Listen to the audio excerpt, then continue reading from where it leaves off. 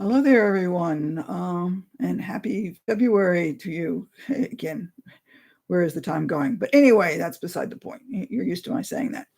Let me start out with a quote that seems, perhaps might seem a little strange on perspective. And let's start that one all over again. Let me start with a quote that may seem a little odd to you when you first hear it.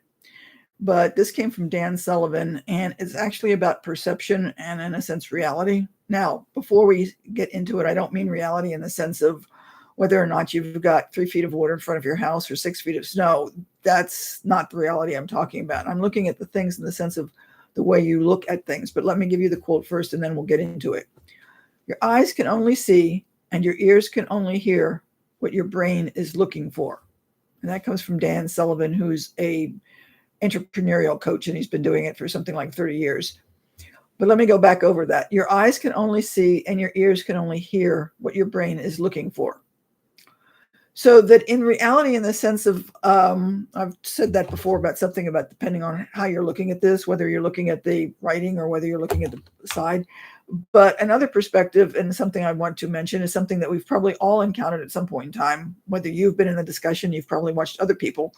If you're in an office and people argue over the temperature of the room, the temperature is set at one number. Let's just say 72. There's going to be some people that are going to say that it's too cold. Some people are going to say it's too hot. Very few people actually say that it's just right. The temperature is the 72. That's it. Done.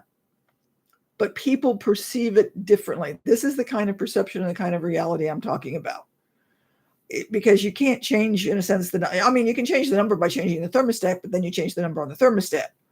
When it's at 72, depending on whether it's warm or cold or where you are or whatever you're doing, is going to be determined by your perception. So if you see something as being tall or fat or short or skinny, that again is determining by your perception. Does that make sense? I've said that about grades before. Whether you get a set using 72 again, is that a good grade or a bad grade? Again, it becomes what you were looking for. If you were expecting a 92, 72 is lousy. If you were expecting a 58, 72 is fantastic. Okay? So what I'm going for here and what I'm trying to address and get you to think about is when we're looking for problems, in this case, again, because I'm a teacher and thinking in terms of people being in school, a lot of you may say something to the effect of, I want to go back to school, but it's going to be difficult. When am I going to find the time? How am I going to do this? Do I have the intelligence? Do I have the skills? Whatever. Now, we could apply this to, say, looking for a new job or moving to a new place or some such thing like that. So there's a lot of things that you could use for this particular example. I'm just going to use going back to school to make things simpler, or being in school. Okay. So if you start school and you're thinking, or want to start school and you're thinking, I can't do it, I don't have the time. In a sense, what you're doing is you're looking at a problem, in a sense, as you see it, because you're seeing that you've got so many things to do, and how are you going to do something else to figure out how to fit that in there? So if we take this particular quote and say that you're looking at this prospect of going back to school with, in a sense, the eyes to see, again, this, what are you looking at? Are you looking at the print, or are you looking at the blank spot? If you turn that around and say, okay, I want to go back to school, how do I make this work? What do I need to change? What needs to happen? You start looking at something in a different way.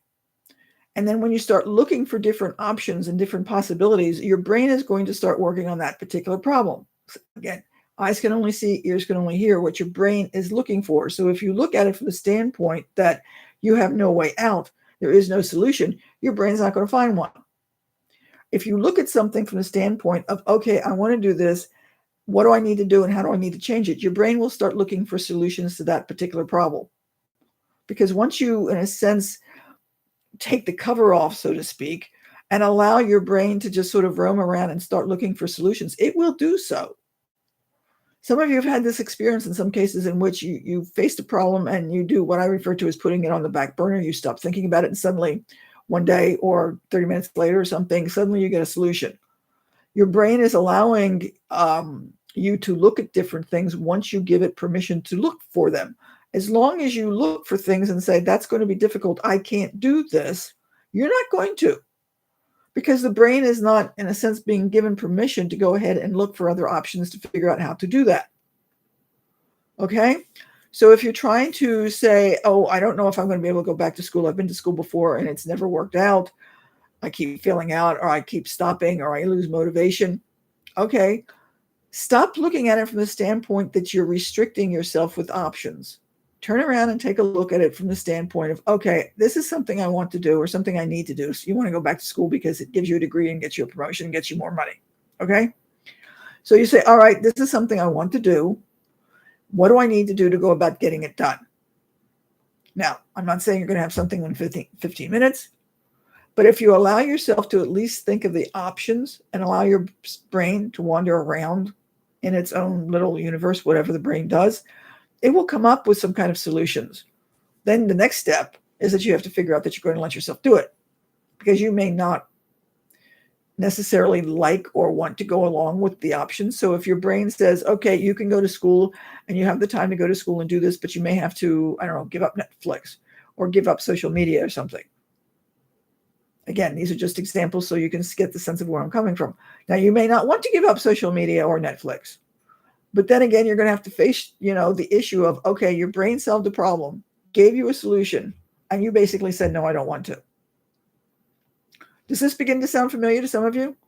You've got particular options, and then you say, no, that's not going to work. So every time your brain gives you another option, and you're basically saying, no, it won't, your brain's going to shut down. It's not going to look for options anymore. Okay? So if you start to recognize the fact that you can find solutions to the issues that you have, if you allow your brain to float around and give it free rein, so to speak, to look for those solutions, give it a job in a sense. Okay, brain, I want to do this. Find me a way to do this. I want to, make $100 this month. What can I do to do that?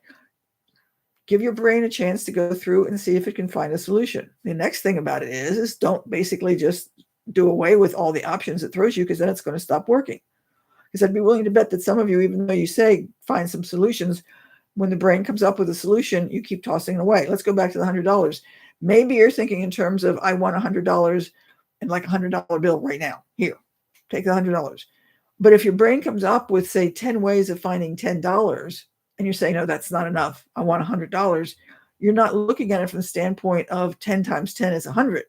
You're looking at it on one bill, right? So your brain can find solutions that come about in different ways. Go with it, experiment, play with it. That you'll find out that your brain can come up with a lot of options that you possibly aren't paying attention to, because it doesn't look on the surface as if it's going to solve your problem. But the more you basically say, oh, no, it's not going to work. I wanted $100. That's only 25 or whatever. It's not enough. You're not going to get to where you want to go. And you're not going to get those things that you say you need. You're never going to be able to get that $100 if you refuse to accept the $10 bills. Okay? And I think that that's what many of you tend to do. I know a lot of people that I've met in my life tend to do that. It's like they're looking for one specific thing, and they don't. I want my Prince Charming, and they're looking for something specific, and they don't recognize that maybe Prince Charming exists, but not quite the way they are visualizing it.